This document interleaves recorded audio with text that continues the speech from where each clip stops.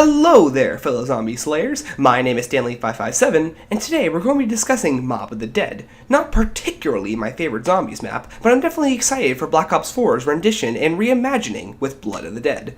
Today, we are going to be discussing the Blood of the Dead cutscene and what it means for our premise crew. In the beginning of the cutscene, our crew comes out of the darkness and through the poster into the wall, leading them into the main corridors. Richtofen then leads the group into the underground lab, where he meets the other premise Richtofen, specifically the one from the comic miniseries, who had just placed Victus on ice. Now this is where the story gets interesting. Instead of just collecting the blood vials and leaving, the comic Richtofen explains to our Richtofen that he needs to reread the Canorium, as it is apparently changing as their fates are no longer written as they are perceived to be.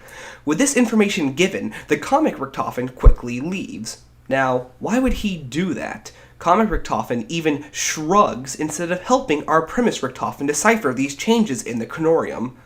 Was it the influence of Monty or the Shadow Man? We don't know, but what we do know is that the premise crew is now left with the zombies. Richtofen leads the crew back toward the portal outside of the warden's office, but before they can enter the portal, Brutus destroys it, changing the fate of our crew and leaving them trapped on the island. According to Richtofen, the Canorium was changing. The pages are no longer what they initially read, and now that fate has changed, the story can change.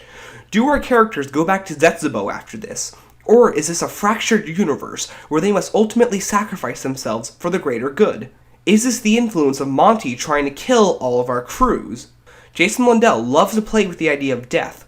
Which deaths are real and which ones aren't. Maybe this is one of the fractured universes where premise fails. This is an interesting topic because we've never actually explored an ending cinematic where premise fails and their deaths lead on to different crews and the story moving ahead of them. Now let's get to the topic of the video. How can a simple shrug change zombies? The comic Richtofen, first of all, makes a point to our premise Richtofen coming down the stairs that he is late. You're late.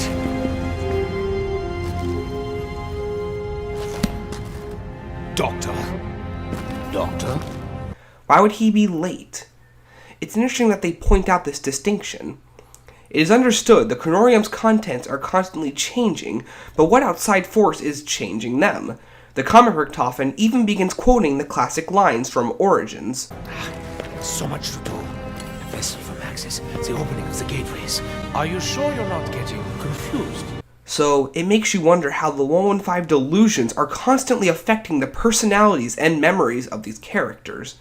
The Canorium changes and Richtofen begs himself, "Our blood, my blood, you could not possibly expect me to let this happen." And then comic Richtofen gives himself a shrug, pretty much saying, "Good luck with that one, buddy." What is the meaning of this? The pages have changed. They... Our blood! Mine blood! You cannot possibly expect me to let this happen! You son of a bitch! So why wouldn't he offer help to himself? The character, Premise Richtofen past Zetsubo, isn't selfish especially to himself. So how much of the 115 delusions are affecting him? Or are the greater forces affecting him? The passive-aggressive shrug could imply this is a past Richtofen still working under the Shadow Man. You do know that Richtofen is a friend of mine. I say friend, but really he's so much more than that.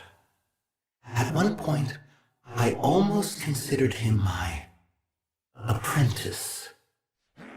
I mean, he did stab my reporter friend and steal the summoning key.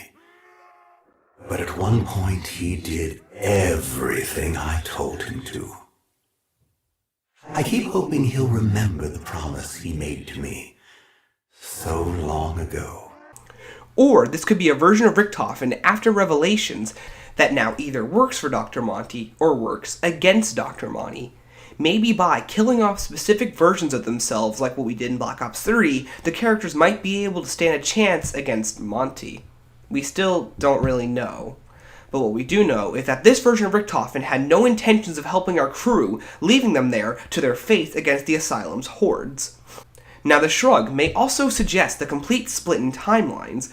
This fact can also be pointed back to the fact that in the comics, the events do not line up with what happens in the cutscene.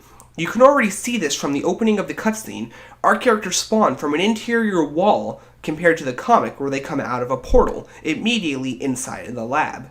It's intriguing that Jason Blundell went this route of the fractured timeline because it not only played with our expectations, but it allows him and Craig Houston to write a more complex and interesting story than just playing it safe. That's my video for the day. Thank you for watching, and remember, keep on slaying.